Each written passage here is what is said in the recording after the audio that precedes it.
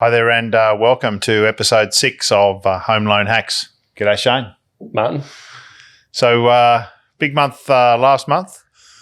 Really great chat with Sam McCool about living consciously and being your best self in all aspects of your life. I really enjoyed that.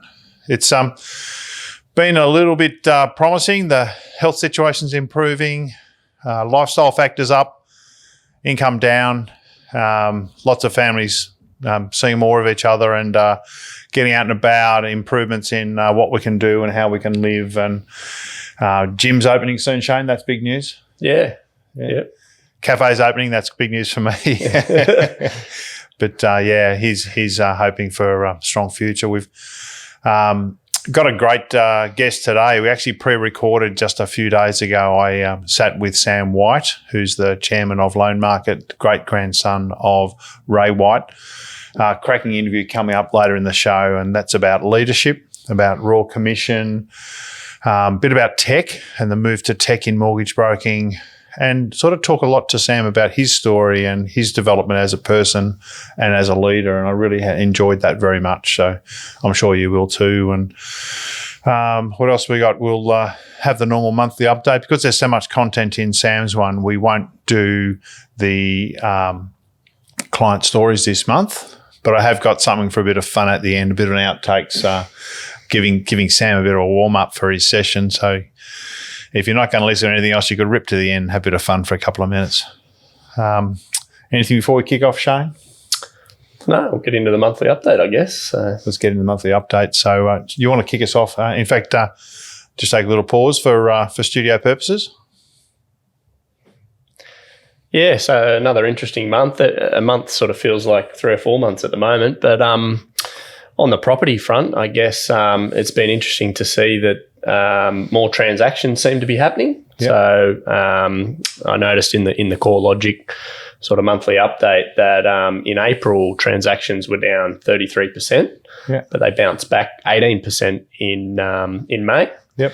So that's been interesting. A very slight price drop, sort of 0.5%, I think, nationally, which is quite minimal. But I guess I saw some strong auction clearance results as well. So market's being very resilient. Yeah, and I guess as we see, if that transaction number comes back a little harder, then we might see what happens then. Who knows? Yeah, what are you picking in 3 and 6 months? Oh, I wouldn't dare have a go. I just watch and see. Well, I'll have a go. I'm still concerned. We've got a lot propping us up and stabilising.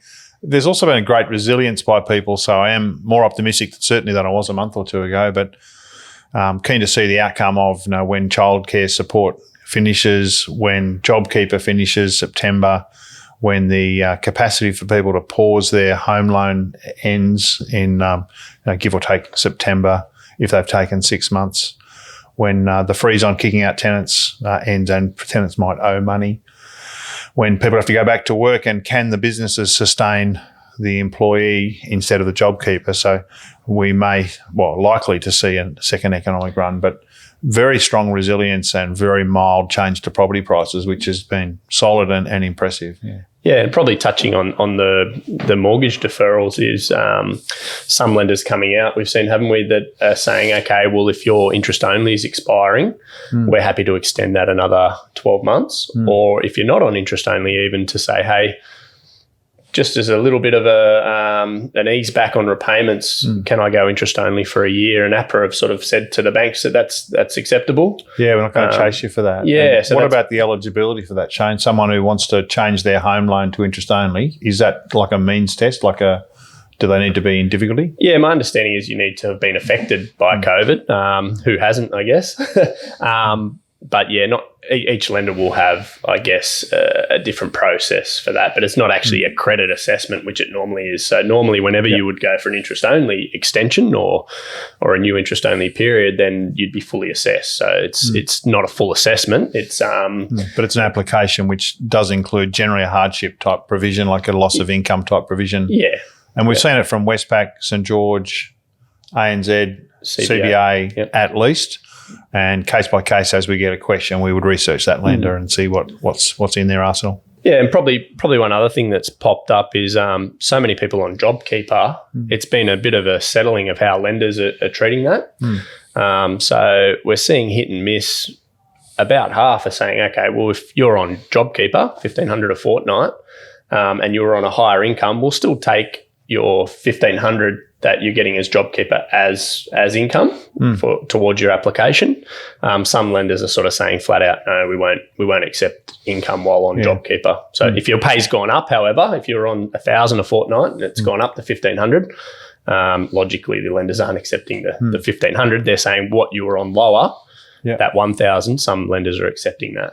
Yeah, and the lenders also looking perhaps for letters on certainty on return to work, things like that. And I think we mentioned last month the caution on some self-employed and category income, where some self-employed income, what's been the change on the self-employed side? So in the past, you could sort of have your financials from up to 18 months or longer ago be accepted as your verification of income. So now, basically, what they're saying is, okay, if you've done your 2019 tax returns, we still want to see, they would have rested on those previously. They still want to see updated BAS, updated business banking statements to make sure that you're trading at the same sort of level that you were. So that's and even for PAYG, some lenders have sort of reduced. They used to say, okay, 30 days old payslip, that's fine. Some have now said, well, that can only be 14 days old. So they're just being a little bit more up to date with income. Yeah, thanks a lot, Shane. And the big message is there broadly is lending's happening, strong lending options for strong customers in solid situations. The bank's still very keen, still a lot of refinance type specials and some excellent fixed rates. And so plenty to chat about if someone wants to give us a call. Yeah, definitely. The lenders are still there. They're quoting still open for business. So a lot of policies haven't changed. Do you want to see one more bank send us a note saying they're open for business? Love that. They're open for business. Yeah. The last one probably to touch on is some interesting noises, not yet policy, that perhaps there'll be, likely to be some stimulus packages around construction and or even renovation. So we've currently got benefits if you build a brand new property, especially for first home buyers. However, that might extend and you might see things like stamp duty exemption if you buy land and build within a certain time, or encourage or be part of a new construction. There might be an incentive like no stamp duty or a cash grant of some sort for all people, not just first home buyers. And even I saw quoted yesterday, there's talk of if you do not a bits and pieces renovation, but a significant, like a full kitchen upgrade through a recognised company, etc.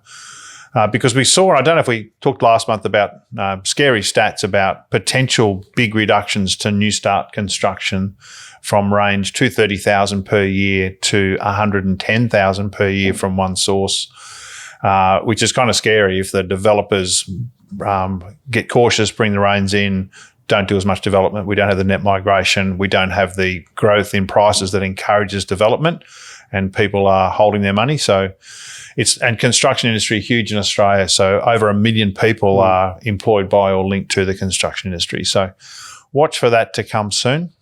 And the last thing that we haven't yet talked about, Shane, interest rates. What happened this month in interest rates? Oh, yeah. Well, nothing.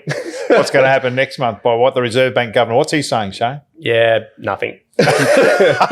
So he's basically said, we're not going negative. I don't want to go to negative interest rates like some country.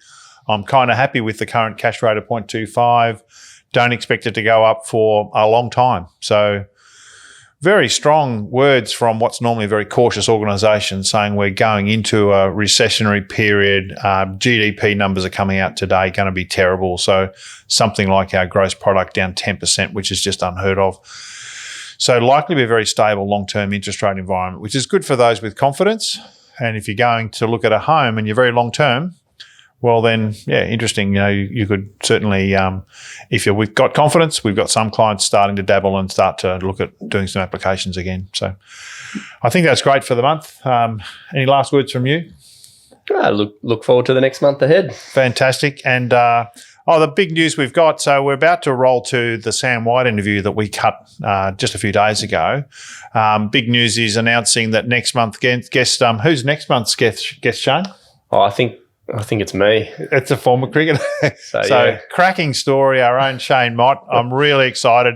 I did ask him some months ago that I'm super keen to, because Shane's got a great story, really well regarded, great human being, a focus on professional cricket, the environment of professional cricket, which he's been involved with, a bit about lending and philosophies on lending and the types of customers or our support or whatever he wants to talk about. We'll spend some time on that, but really excited about that. He loves talking about himself, Can't wait. So I really appreciate him being open to sharing next month. That's going to be a real highlight for me, and I'm sure everyone's going to enjoy it. So let's now roll to the interview with Sam White, and have a good month. Stay safe and be kind to your family. Righto, so what a thrill. We're here today with Sam White, the chairman of Loan Market. Sam, thanks so much for coming. And my pleasure, Marty. My pleasure. Really appreciate and the chance to have a bit of a chat and to share a bit primarily about leadership, change, culture, the digital revolution and the change in the broker market, but centred around leadership. And thanks so much again. I'd love to hear a bit about how it started. So you've come into a very proud family name, the Ray White Group. Growing up, start us there with like finishing high school, starting out, and expectations and what you did sort of first. So when I left school, when I went through school, my father, Ray White was a big deal in Brisbane. Hadn't really. What sort of rough vintage is this? This is finished in 88. 88, okay. So in 80s, around about that time, just in 87, 84, Dad bought some businesses that were in the state. And that was huge on the back of the 70s sort of recessionary time, and he jumped on opportunity. It was mid-80s, and he bought some businesses, and he was always paranoid that, and it's a Queensland-based business, that he'd been told by lots of people that, you know, they're going to get overrun by businesses coming out of Sydney and national businesses. And so he really felt that he had no option but to go national. And so that was happening just as I was sort of leaving school, and that was but it was a really well-known brand in Brisbane, and I never wanted to go into the family business. I never wanted to do it. Yeah, okay. And was your dad sort of keen or encouraging? Or my dad was my mum and my dad actually. They were always very supportive. There was never any expectation that I go in. There was never sort of saying, you're going to do this, you're going to do that. And they were always, I don't remember any of that at all. Okay. So all I wanted to do at the time was just play sport. And you're pretty been to cricket? I wasn't very good at it, but okay. I liked it a lot. And I like playing with mates and stuff. So and then when I left school, I had a year away, came back and did commerce law at uni in Queensland. And at that point in time, also sort of started a sort of nightclub type business thing, and was doing that and going to uni for a while. And then it wasn't until probably 2 years into that I started coming and helping out the family on stats. Dad was trying to work out market share. So on the real estate side initially? On the real estate side, we're around 1990, 1991-ish, something like that? 91, yeah. Okay, yeah. And then Dad sort of got me to come in, and I was doing stats at uni. And he said, look, come and help me work out market share. And I said, yeah. Clever. I'll Clever. do that. Just a little dabble. Yeah. Won't be full-time, son. It was computers were just starting. I remember everyone said they wanted a computer, and there's a guy we had, and he used to come and just put monitors on the desk but not hook them up. Yep. And so people would say, so it'd just be a dead monitor with no power switch, no computer attached to it. And everyone, he'd come around and say, how's the computer going? I say, oh, it's great, mate. It's really good. I'm really using it. And of course it was. So everyone, it was at that stage where things were changing a bit. Yeah. And I remember I came home after that first day of stats, just looking at market share data. And I remember coming home, and I said to my mum and dad, because I was living at home, so I was about 19. I said, hey, how'd you go today, mate, in the office? I said, I've solved all your problems. I've worked it all out. And I started talking to him and mum about, really basic stuff in real estate. And on the basis they didn't know, because I never saw my dad as a business person. I saw him as a dad. As the dad. And, that's cool. And then as we went through this, and I started explaining to them in really basic language about the business they've been running for 20, 30 years, my mum slammed her hand down on the table and said, listen, you fuckwit, don't you think we know all this? Don't you think we understand all this stuff? And at that point in time, it was like, I remember it really clearly. It was a thing hit me, and I thought, shit, these guys actually know a lot more about business than, because at uni, and I thought, like every teenager at uni, you think you know the world a lot better than everyone else. And it was at that point I realised that they knew a lot more than I did, and I started to learn a lot from them. And from then went into the business, started getting involved in sales and a whole lot of things from there. So, and Ray White initially, and where did the Loan Market, Ray White Financial Services Spark start? What was your initial involvement in that? I was a salesperson at Ray White Paddington, and LJ Hooker was bought out by Suncorp, or Metway at the time, became Suncorp Metway, and so they were owned by a bank. And we thought, shit, if we don't actually have the ability to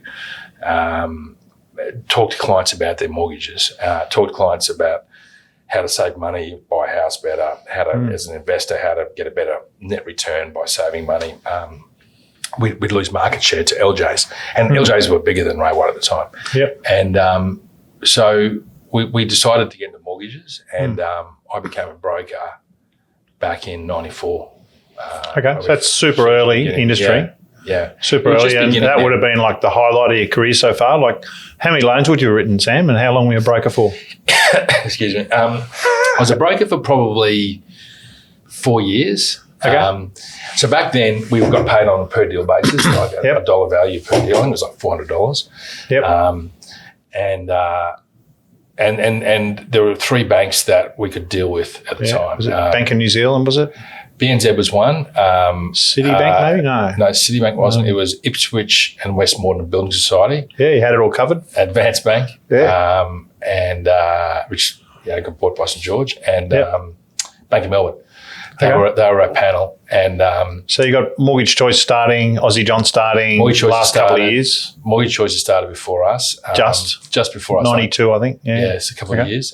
And that really, it was that wave that was coming early, and we knew we didn't want to sell out to a bank, and but we knew we needed options. And so we thought the better thing is to, rather than sort of just hook up with one lender, we needed to offer choice to customers. And that became the way we started. And then over time, the broker value proposition grew, more lenders came on the panel. And then, the broker market share grew from 1% back then, or less than 0.5% or whatever it was, to well over 60% now. Yeah, it's incredible, the growth. I mean, I first started in 01, I think it was 23. Yeah. And now it's give or take 60. Yeah. And when did you really start having a sort of more major leadership role? So, broker, corporate supporter, I was starting to lead the company. I mean, one of the good things about in a family business, when you start, it's easy to start in an adjacency because you don't annoy all the other key execs that are already there.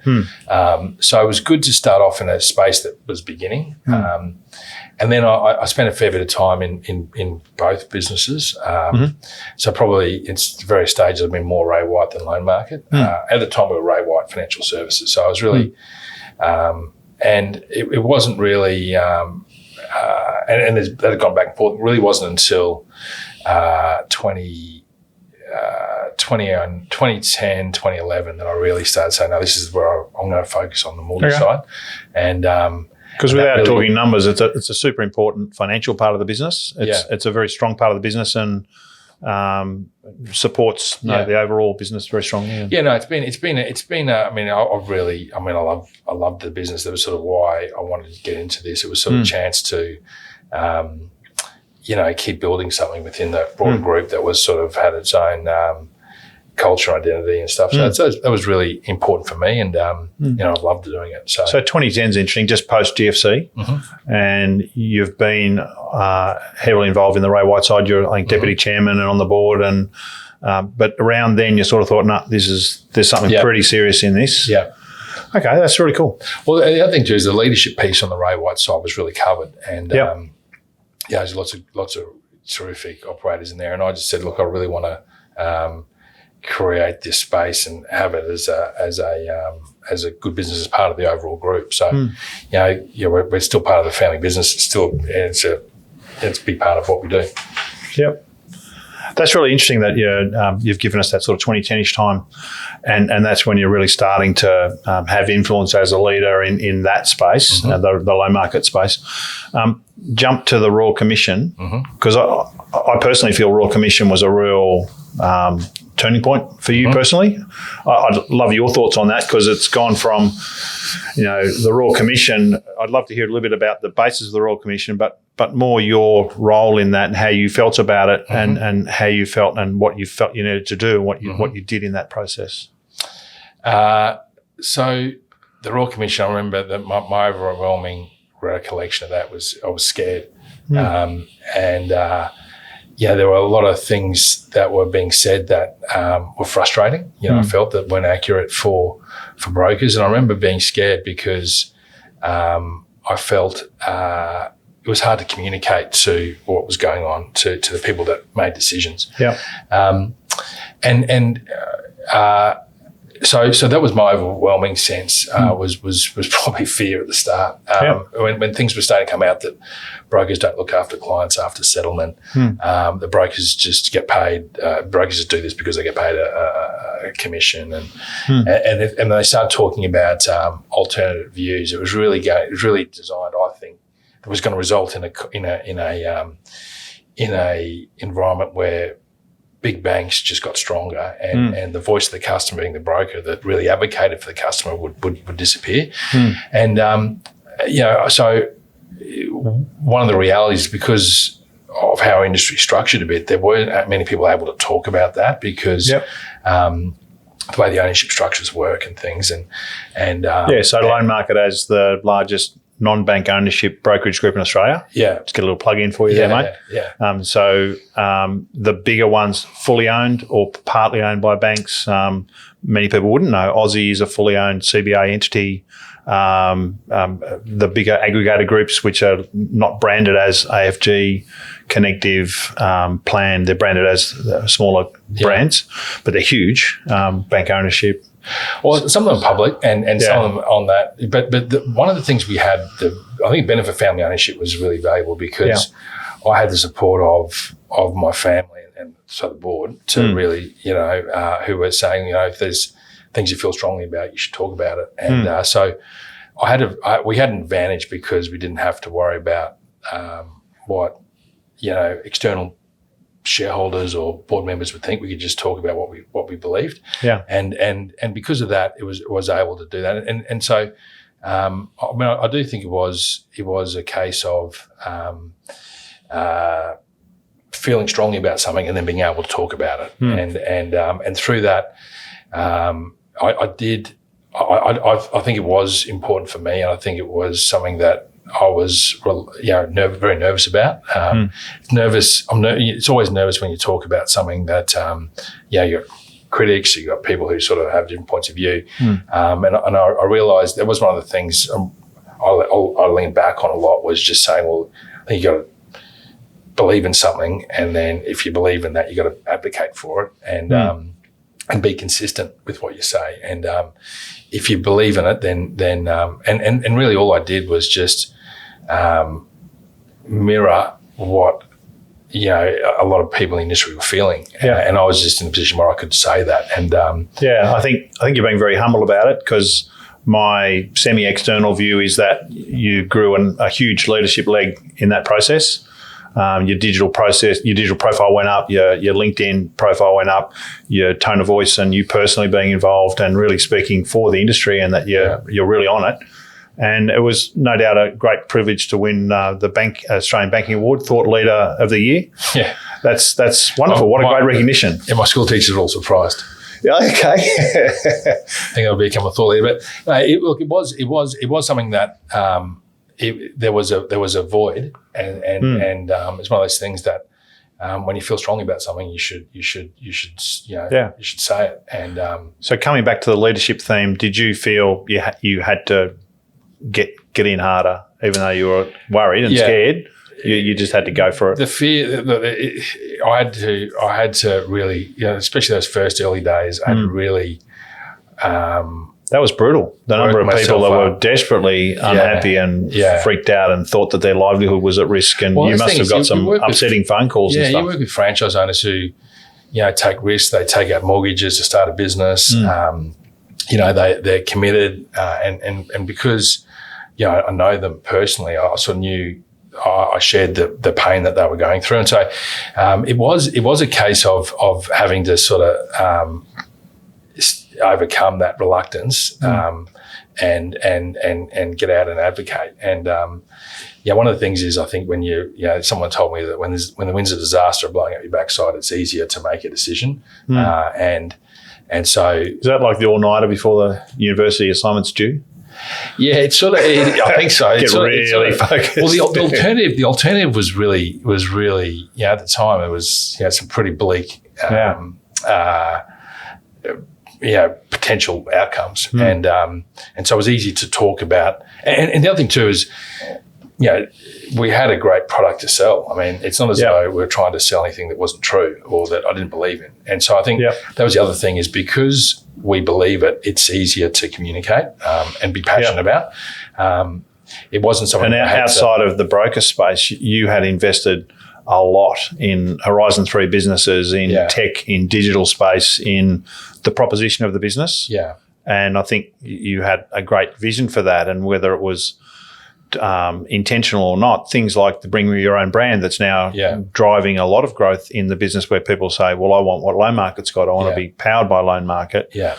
So that when did you really get that incredible fierce belief? Like you always liked brokers, you supported brokers, but that was about 2014, 2015. So a couple of years after I was really back in full time. Yeah.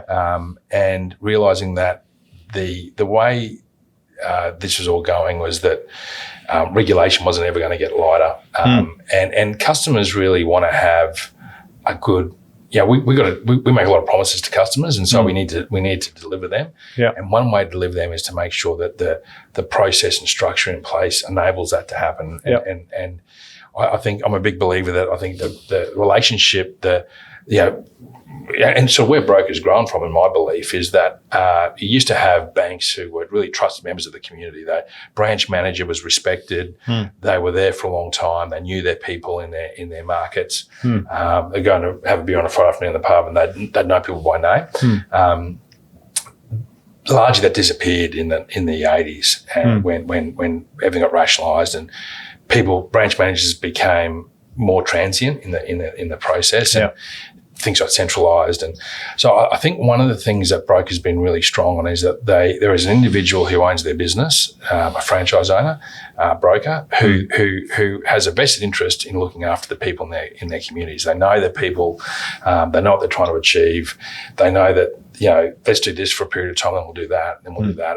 And that fundamental connection with that person who's got the interest of that customer at heart is very powerful. And I think one of the things I believe as an industry we need to do, and maybe this was a reflection of the Royal Commission stuff a bit, is reinforce that. But in going through the Royal Commission, I also saw what we need to do for the next one. What we need to do next time there's an inquiry. What stories do I know that we just didn't have enough data to prove what to tell? And I think a big part of what we can do now is prove what we know, and rather than sort of and I can understand. Regulators, by definition, should be sceptical. They should be making sure that people live up to their commitments. And one way to deliver that is to make sure that we've got the right balance between the personal relationship that a broker has with the customer and technology that supports an efficient, consistent delivery of the value proposition. I know an example of that I've been talking to one of your guys, is it Michael Z? Michael Zadberg, about the repricing of loans, and this has been a real hobby horse of mine, and the 10 watchers of the podcast will know I rattle on about this one, but there was a recent report that you'd probably tell me who wrote it, but in April, that said a 4-year-old loan is going statistically to be 0.4% higher than a new loan of the same product, and that the bank basically isn't going to call you, and the broker may or may not, depending on their skill and quality, but you've got a project now going to to articulate that value add of ongoing service and the reprice model and the can we track what's going on there. Can you tell us a little more about that project and things that are like that are coming through the pipe? I think customers expect us to look out for their interests. We tell them that we will, and so part of that is helping them find a product that really suits what their needs and objectives are, and that obviously differs person to person based on their individual circumstances and what banks are doing at the time, and which ones will give them the product that suits their needs. But over time, those needs change for the customer, and sometimes banks change, and so I think making sure that the customer consistently has the option to look at, am I still with the right lender? With my new needs, do I need a different type of lender? And as you mentioned about repricing, is that a lot of people don't understand that when banks announce interest rate reduction, often that's for new loans, not necessarily for existing loans. Yeah. And so it's making sure that if you've been at the bank for 3 or 4 years, you may be paying more than you need to.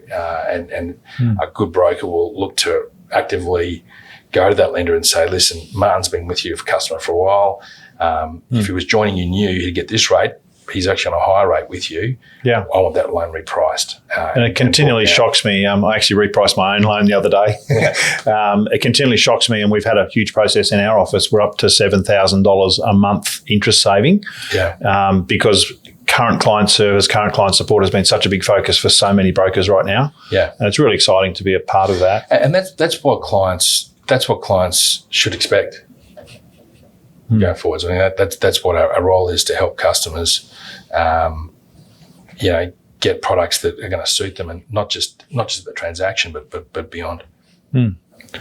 Interesting one. Your dad's no finish line, the Brian White story recently. He talked about his business card. Perhaps he should have leader and mentor, replacing the word chairman. It's the eternal business school discussion of leader versus manager. Do you think that the function of leadership is even more important than your chairman role, chairman title? Yes, I do. I think there's you need both in any organisation, and every business owner is a leader. Right? Whether you're everyone's making decisions, everyone's setting culture, everyone's sort of setting expectations for how customers get what their interaction with customers will be like. So everyone who runs a business is a leader. You also need management to make sure that things get executed properly. So I think there's both. I think a lot of people just taking titles off cards altogether and just say, look,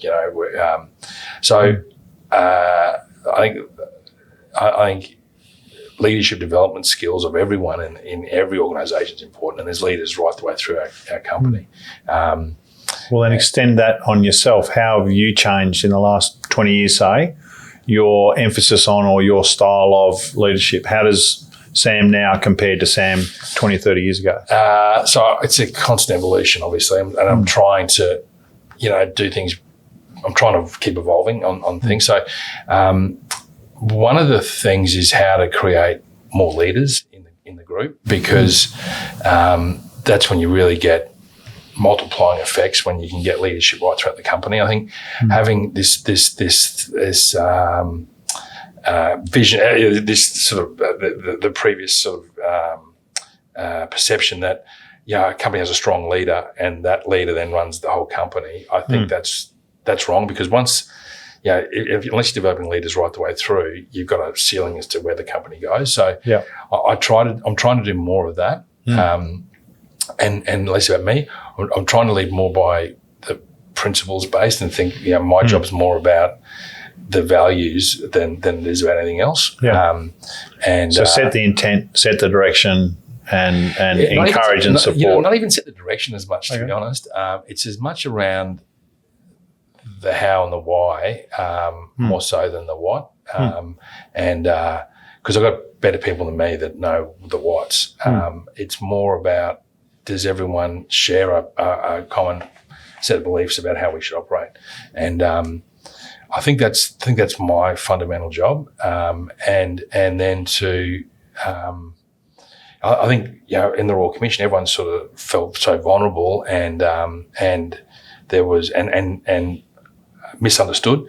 And so part of it also is, I think, he's going to be representing to decision makers as we go through, the continuing evolution of our industry, is making sure that we keep getting better and our story keeps getting told to regulators and to politicians and to customers, and that we keep evolving with expectations as customers. They'll keep wanting more from us, which is, every customer should and everything. And how do we make sure that we are evolving with that rather than rather than not.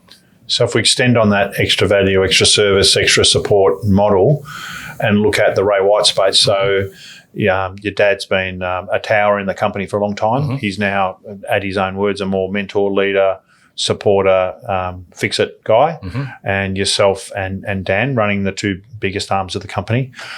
Do you see, and I've seen you on a lot of panels, a lot of things, a lot of forums with Dan. Do you see that as a new opportunity to drive the partnership harder? How do you see that unfolding? I think Dan, I mean, you look through the coronavirus impact and it's been harder for Ray White than it's been for Loan Market in a lot of ways. And I think the way Dan's led the company through that's been extraordinary. So, that's been his key moment.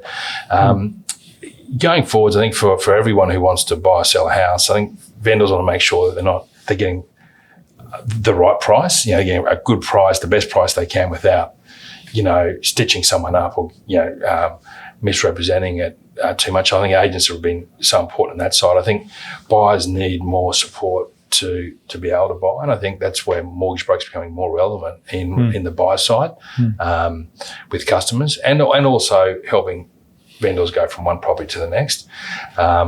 So how agents and brokers work together going forwards, I think, is going to be important to make sure that both sides of the transaction get looked after and get support through that.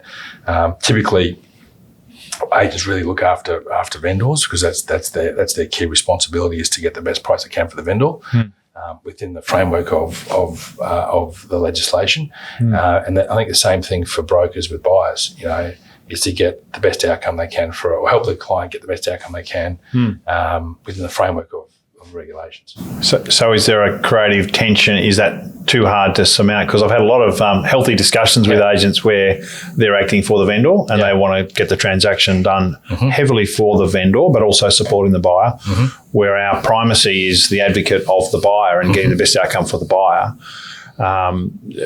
How do you see that as being a barrier at all to strong partnership relationships, or is it about boundaries and better discussions? I think it's about helping.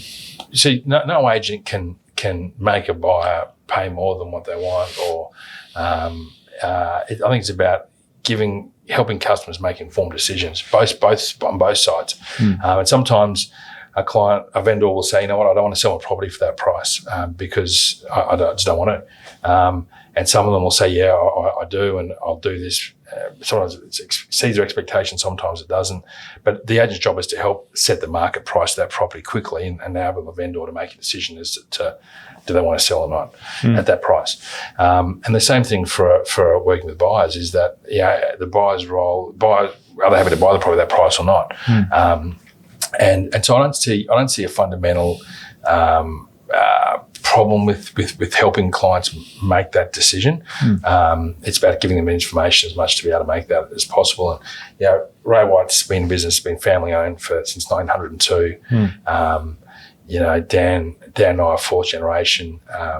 So we're not in this to sort of our reputation is important, and it's important that we have continuity through what we do, and that we're sort of proud of every transaction. It's something that we talk a lot about. So I've got that on my wall. Yeah, I love that saying. Yeah, it's interesting picking up on that comment of the Ray White Group and you coming in, and it's interesting your comment about as a teenager and 20 odd that you were given freedom to choose a path. incredible family business. Most people wouldn't know. In 2015, the Ray White Group won Ernst & Young Australian, basically Family Business of the Year. And in the same year was the only Australian business on the top 50 international family businesses, alongside incredible names like Walmart. You might have heard of them. So what an incredible excitement, but also does that sit heavily with you or does that sit excitedly with you? It used to sit heavier with me than it does now. Mainly because there's a fear around saying, is this what happens if we stuff it up and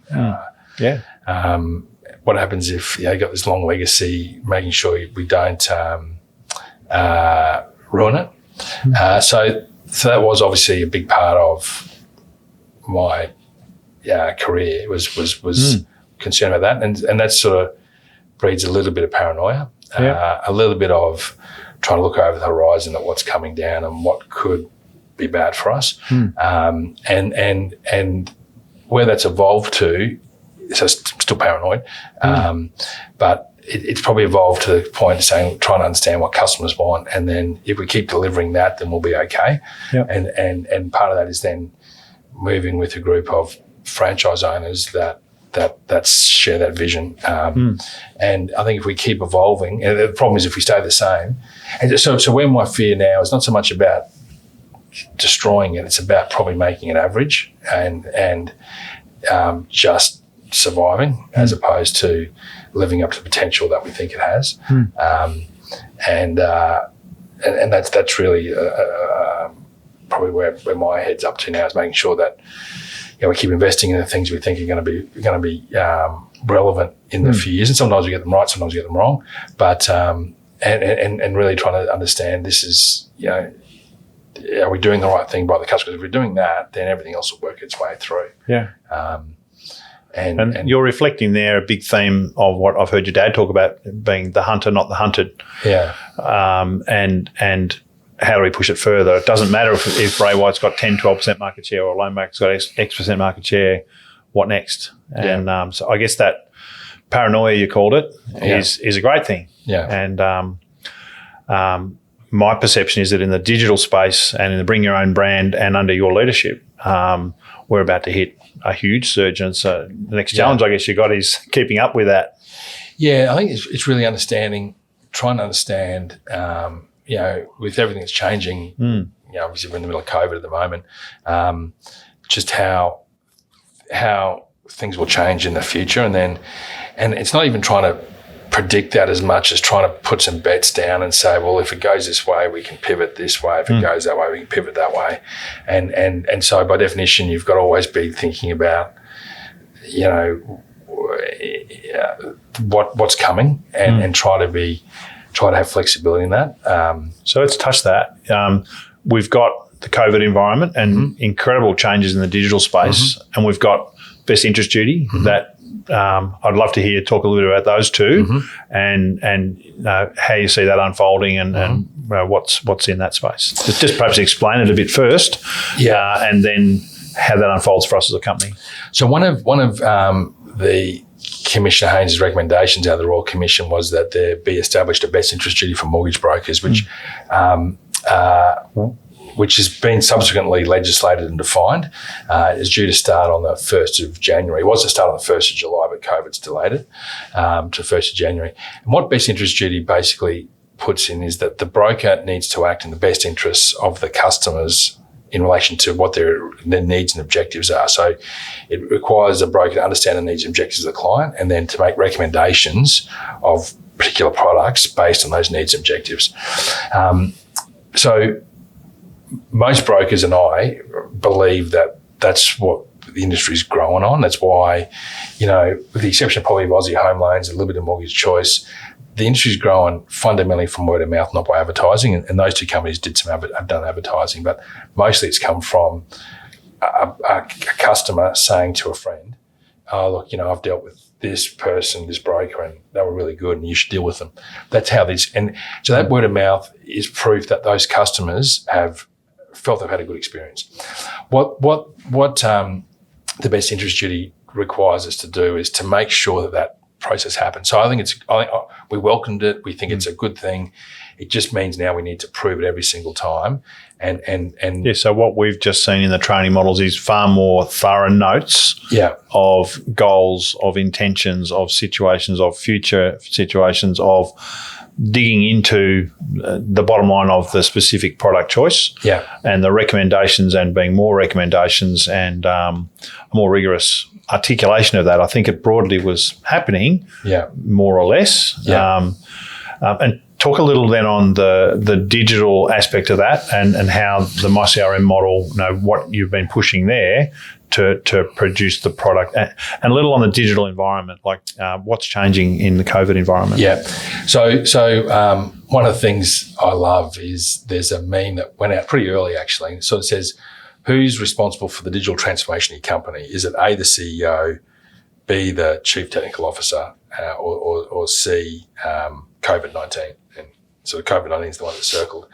And I think what we've seen with COVID-19 is just a mass acceleration of all the trends that were coming. For example, I know one of the banks had a project that was going to last 120 weeks to get done. They did it in 3 because they said, we just got to happen now. We can't do business without it if we're remote. So things like that just got accelerated, and things that... so we're talking things like digital ID, like identifying someone you're not sitting with, like signing a form when you're not sitting with someone, like witnessing aspects. How to conduct interviews remotely. Remote interviews and verifying that you met the person. Okay. How to verify bank statements and income and expenses. And so that, to me, at the working level, has been awesome. It's just been such a good thing for the client. Well, as you know, the biggest challenge in the last few years has been the amount extra of checking to do, and so that's been a lot of extra time, and I think that's right that we should do that, because our role is to help educate customers to make better decisions, and part of that is you need to understand what they're doing. What I think the digitization does is it gets us out of being form fillers as brokers and just helping clients fill in paperwork, to saying, okay, we'll do all that stuff digitally. What I can spend my time on now is spending time with the customer, helping them make better decisions, help understand what they really want to try and achieve, and make sure that my recommendations are consistent with those needs. So it enables brokers to spend more time with the customer, understanding and helping, and less time filling out paperwork. And I think that's one of the great advantages of the technology. As long as it doesn't, I think there's a danger that technology becomes overwhelming and all consuming. Its role is to augment the experience, not to replace it. It's to help take out the stuff that doesn't matter so much, the routine, mundane stuff, and to enable a broker and a customer to talk more about what's right for them. Yeah, that's brilliant. And this has been awesome. I'd love to chat all day. I'm sure you're just sitting around drinking coffee, not doing much.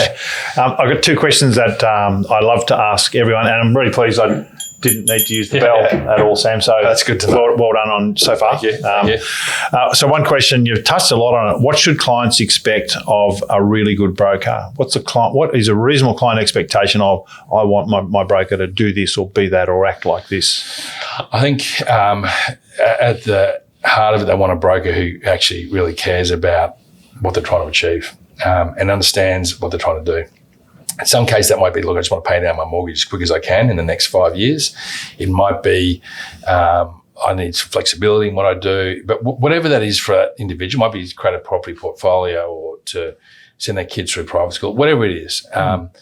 It's getting someone who understands that and cares about the customer to keep checking in to say, look, how are you going with that? Has things changed? Do I need...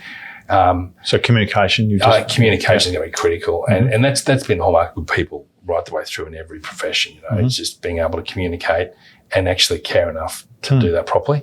I think you need someone who's really highly skilled and who knows what's going on in the marketplace, invests in their education and in their ability to understand what's available to help solve the problems the customer may have. So solutions provider within a professional understanding. Yeah, definitely. And someone, I think you need somebody who sees that relationship as something that's not just about let's get you into 21 Smith Street, let's get you into this home, but let's get you into this home and then let's help make sure that I've got the right solutions for you in ongoing. It's personal. I think that's personal is the way it should be. You're not dealing with a call center. You're not dealing with someone who won't be there tomorrow. You're dealing with a local business owner in the community that's got as much interest in looking after you as anybody, because that's how their businesses operates.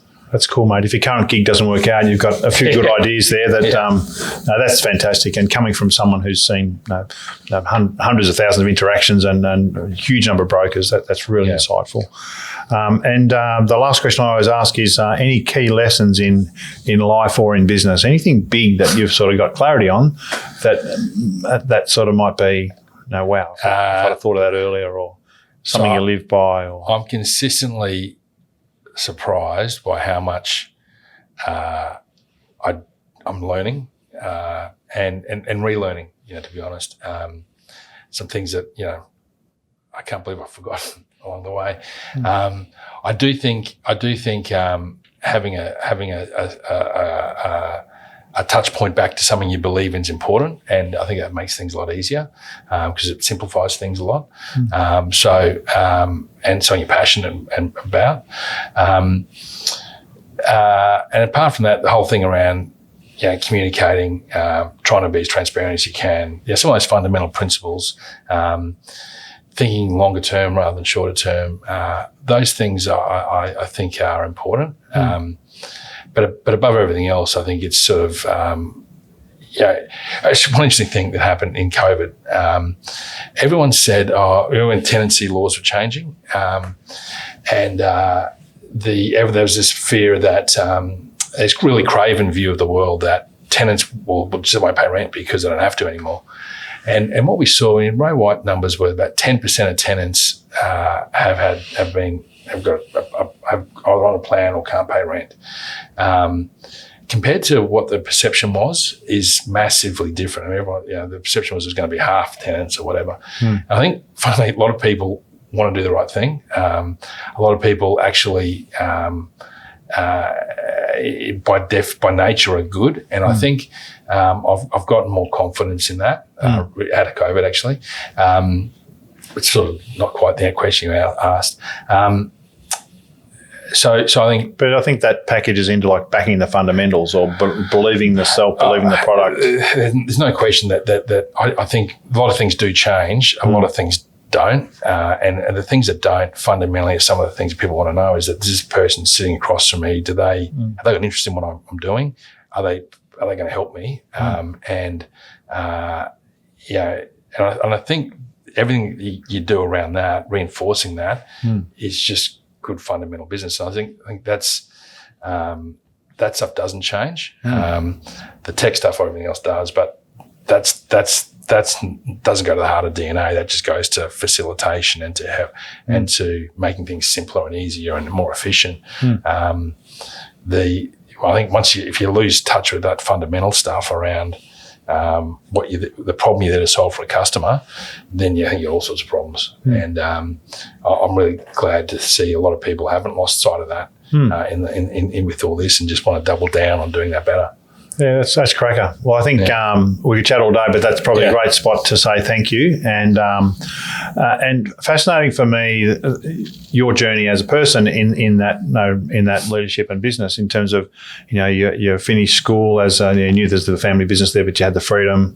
It sort of sneaked up on you in the statistics side, a bit of real estate, a bit of mortgages, the new industry.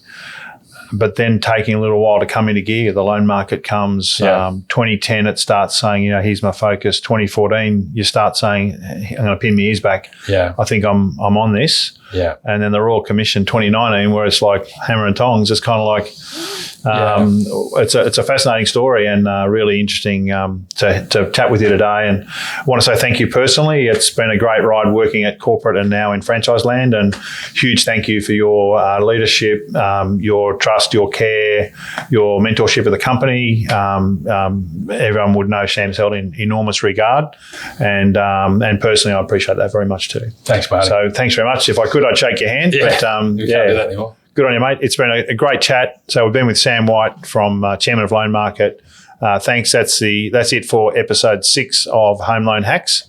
I hope you had a great day. Right, so here we are with Sam. Sorry. We're in the city, but we're wearing. Sam, I think we'd probably better prepare for the meeting properly. Do you mind? Yeah, do you mind? No, of course not. This is mostly a Hawkesbury audience. We're kind of not that into that formal stuff, mate. Just going to show off my coronavirus kilos. That's no problem. Yeah.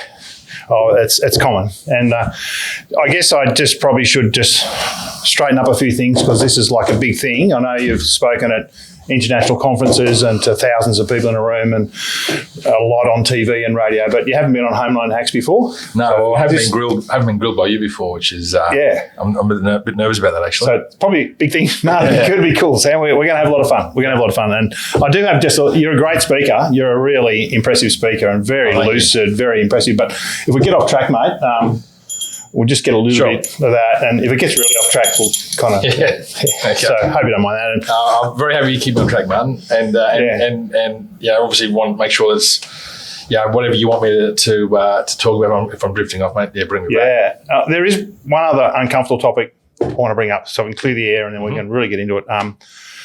You met my brother, haven't you, Paul? Yes. My older brother. Yeah. So for a lot of years, he used the term little brother. Mm-hmm. And I just want to let you know, to me, and I just want to let you know on behalf of all little brothers, it was really hurtful. And even though I would smile and say, yeah, it's all right, and he would laugh, he'd say it's really funny. I've heard it slip into your vernacular a bit when you talk about, especially Dan. Well, Dan, my brother, I've got 2 younger brothers. Well, no, I'm not asking at this stage, mate. I'm just saying it's got to stop.